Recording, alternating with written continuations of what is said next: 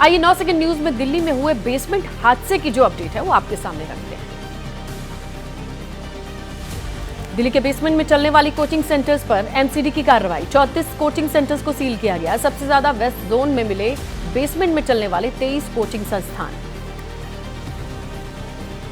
दिल्ली की कोचिंग में छात्रों की मौत का मामला, जहां आरोपी एसयूवी मालिक मनोज कथूरिया को राहत मिली है। 30,000 कोर्ट ने जमानत दी है। दिल्ली में छात्रों का प्रदर्शन जारी है। प्रदर्शन स्थल पर मृत छात्रों के परिजन पहुंचे, रिश्तेदार पहुंचे। कहा कोचिंग इंस्टीट्यूट ने जानकारी नहीं दी। छात्रों के परिजनों के लिए मांगा 5 करोड़ का मुआवजा।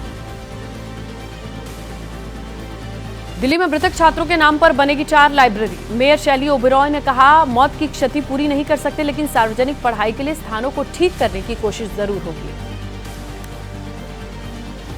सुपर 30 के संस्थापक आनंद कुमार ने कहा सरकार को बनाना चाहिए कोचिंग एक्ट। पुराने कानून में संशोधन होना चाहिए। कोचिंग फीस को लेकर भी नियम होने चाहिए।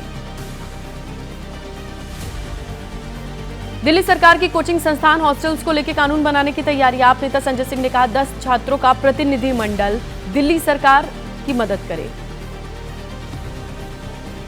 दिल्ली सरकार के मंत्री सौरभ भारद्वाज का दावा, एमसीडी के लिए वित्त मंत्री रहने के दौरान मनीष सिसोदिया ने फंड मांगा था। आतिशी और मैंने भी चिट्ठी लिखी थी। मनोज तिवारी ने भी फंड दिलाने का वादा किया था, लेकिन कुछ हुआ नहीं। क्या है पॉलिटिकल अपडेट, राजनीति की दुनिया में क्या चल रहा है, चलिए जान लेते हैं 9 सेकंड न्यूज में। लोकसभा में नेता विपक्ष राहुल गांधी का बड़ा दावा। कहा मेरे खिलाफ ईडी रेड की प्लानिंग चल रही है। जाहिर है इन दो में एक को मेरा चक्रव्यूह वाला भाषण पसंद नहीं आया। बाहें फैलाकर कर रहा हूं ईडी का इंतजार। आज संसद के दोनों सदनों में आम बजट पर चर्चा होनी है। आज कृषि मंत्री शिवराज सिंह चौहान किए गए कामों की जानकारी देंगे। इसके साथ पेश करेंगे आगे की योजना। आज दिल्ली में केंद्रीय कैबिनेट की बैठक है और आज आर्थिक मामलों की कैबिनेट समिति की भी मीटिंग होनी है। शाम 6 बजे ये बैठक होगी।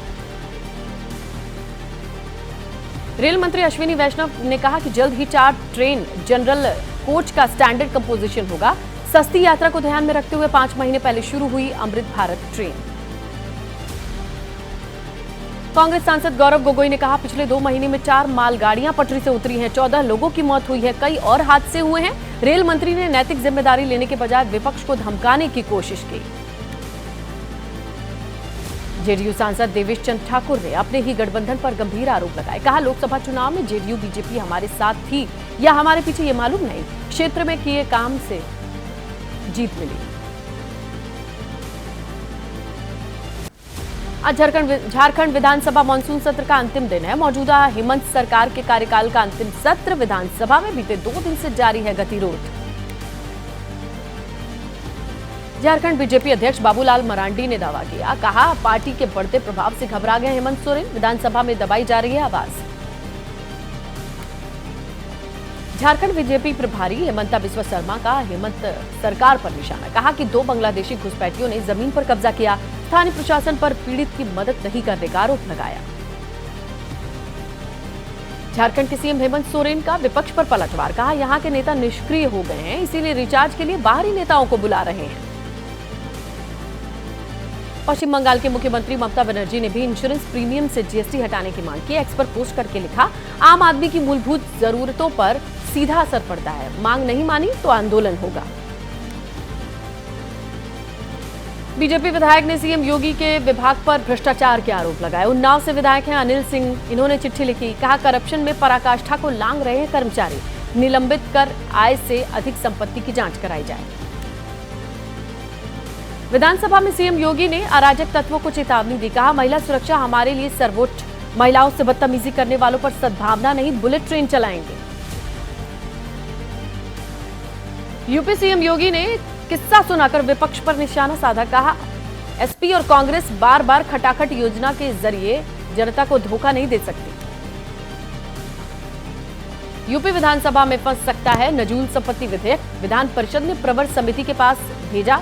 खुद भूपेंद्र चौधरी ने विधान परिषद में ये प्रस्ताव रखा था।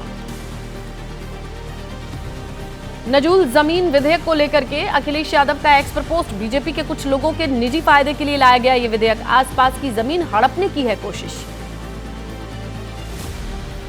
बीजेपी के सहयोगी दल के नेता अनुप्रिया पटेल ने भी विधेयक को गैर जरूरी और जनता की भावना के खिलाफ बताया। यूपी सरकार से विधेयक वापस लेने की मांग की। नजूल विधेयक को लेकर के प्रयागराज में लोग परेशान हैं। कहा कि 2 विधायकों ने भी इस कानून का विरोध किया है। नजूल की जमीन पर बसा है करीब 1/3 शहर।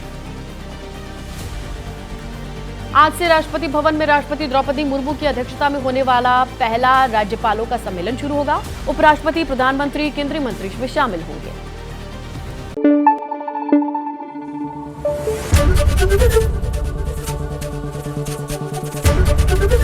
एबीपी न्यूज आपको रखे आगे।